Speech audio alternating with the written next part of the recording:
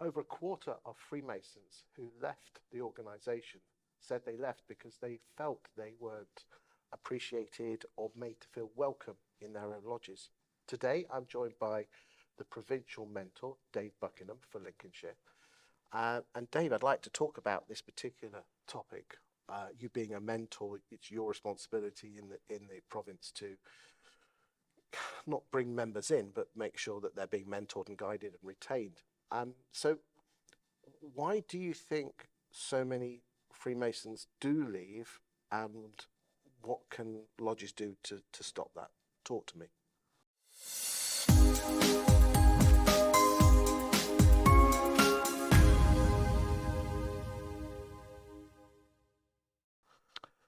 Chris, first of all, those figures that you've just quoted are quite disappointing for us. And there are several reasons, perhaps, why 20% leave before 3 years. Number one, really, is some haven't been interviewed and told about our organisation, and the lodges haven't been open and honest enough with them to explain the commitment and explain what Freemasonry is all about, and importantly, what is expected of them and what they expect of us. So it's understanding their expectations and making sure at least they have some idea about what Freemasonry is about when they first come in.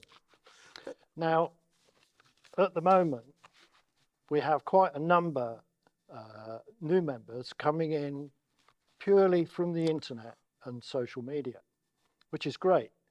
And we do find that those people are looking into Freemasonry and doing their research before they apply. Would you say they're a lot stickier?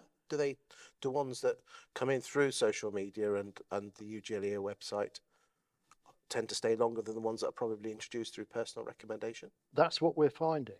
Wow. That will surprise an awful lot of people watching this. It will. They do their research. They find out something about Freemasonry, and they know the background and know what is expected of them coming into this wonderful organisation. What we do find is those that are invited in by friends, it's a case sometimes of just come along, you'll enjoy it. I know you'll enjoy it.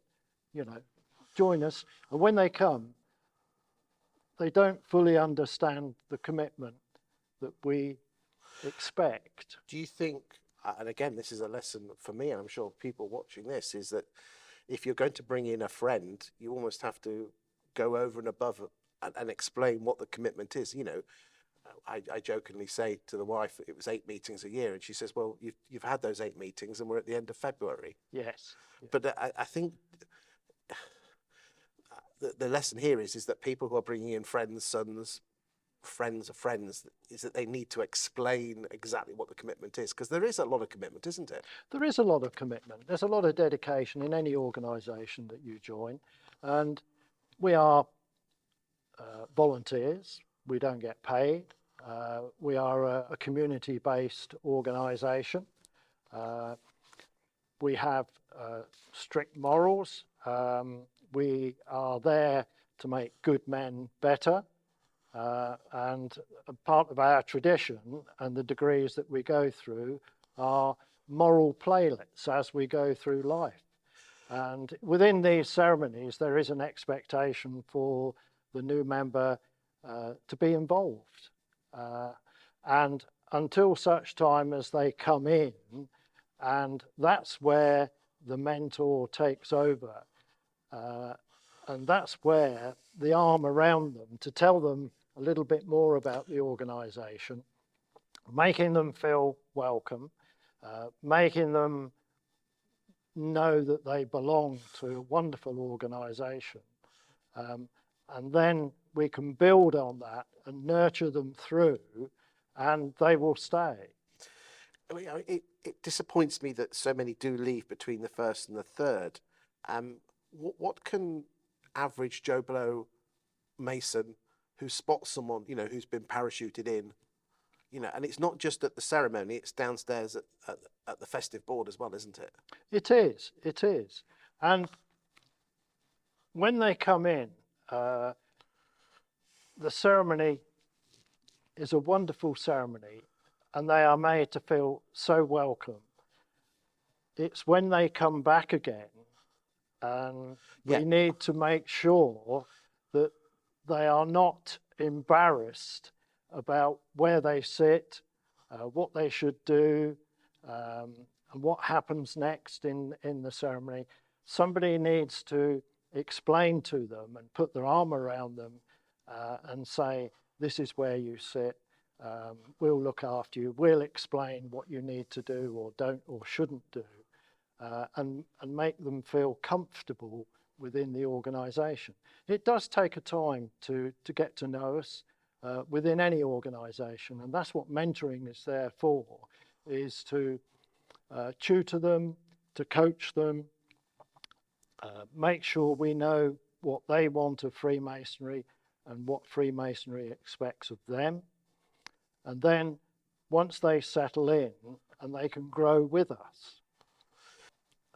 Another thing which I've heard a lot of entered apprentice and fellow crafts mutter, I wouldn't say complain, but mutter about is that when they get asked to leave because someone's going through a higher degree ceremony, sometimes they'll get kicked out and no one will be with them, and they're almost the tiler's mate, but the tiler's got to do a job. Yeah. Or they're matched up with someone who can we say is not particularly good salesman. We're not talking about salesmen here, but that is an ideal opportunity for someone to have half an hour, 3/4 of an hour quality time with a fellow craft or an entered apprentice. What would your message be to lodges watching this about when someone does leave the lodge on a higher ceremony for that person? Well, you'll find that most lodges, when they go into a higher degree, normally would send out with the newer Mason who can't stay in.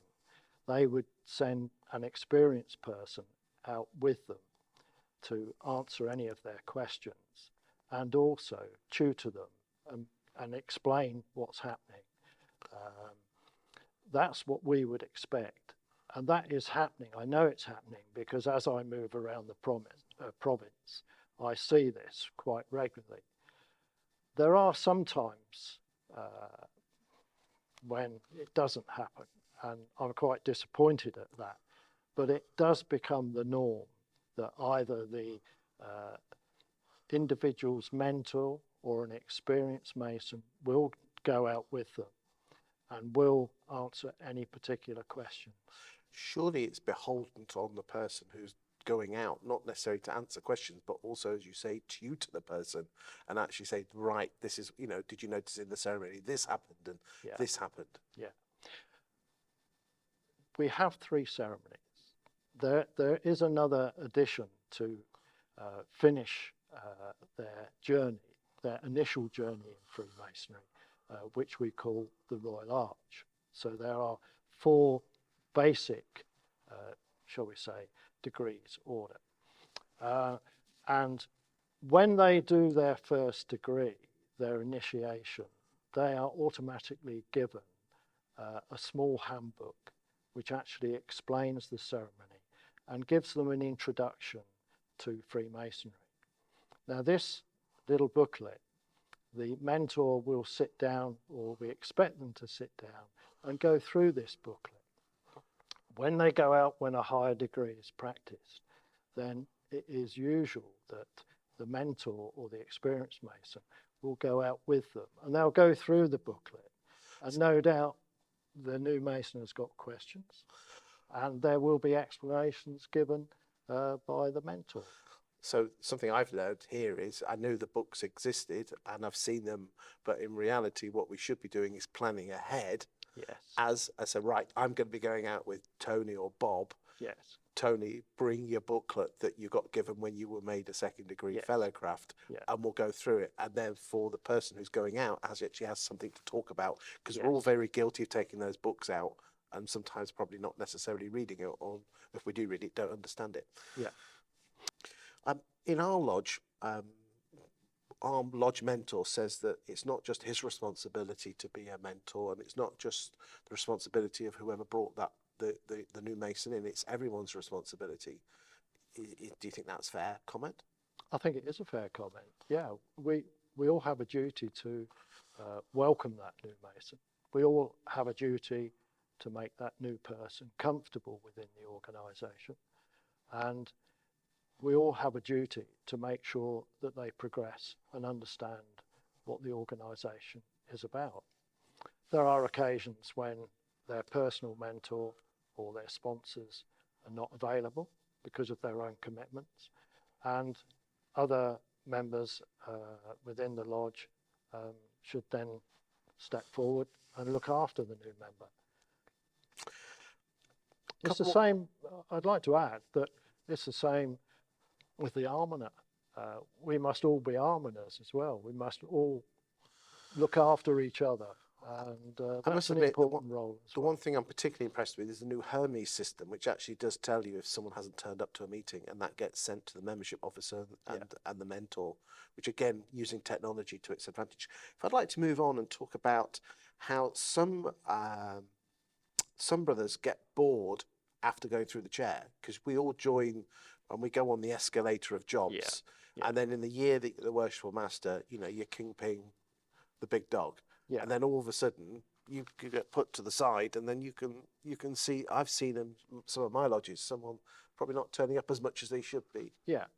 What would your message be to both those brothers and also those who are around? Yeah, I know the feeling. You're a has-been. There you are, you're up on the pedestal, you're the main person, and then the next minute you're out. But in that respect, you still have a duty and a requirement to look after the new master. You're now the immediate past master, and you become his mentor to help him go through the chair and explain to him what he needs to do, because that's quite daunting, sat in that chair up there and everybody watching. There's a lot of pressure on you. So he needs some guidance and some support as well. After the immediate past master, there are lots of other roles in the lodge that can be done, and it's a matter of keeping them involved with us. Dave, on behalf of the province, I'd like to thank you for the last 6 years of being the provincial mentor. I know our mentor in our lodge, and I've spoken to others, have taken a lot from what you have given him and guidance and support. So thank you on behalf of what you've done for the last 6 years. I wish you well in your Masonic retirement from the provincial role, but I've no doubt that you'll be around guiding and supporting us all moving forward in this wonderful organisation. Thank you for your time. Chris, it's been tremendous being the provincial mentor. It's been a great honour for me, and it's enriched my Freemasonry experience, moving around the province, getting to know different people, working with them, supporting them, supplying them with the right tools to help our members progress and enjoy Freemasonry. And that's what it's all about. Join us, enjoy it, develop. You only get out what you put in. Everybody will tell you that, no matter what organisation you join. I am disappointed that some leave within that 3-year period, but we are taking steps to change that. And with the help of the members, supporting the new members, making them feel welcome, I'm sure we can slow down that 20%. Thank you for your time today. Thank you.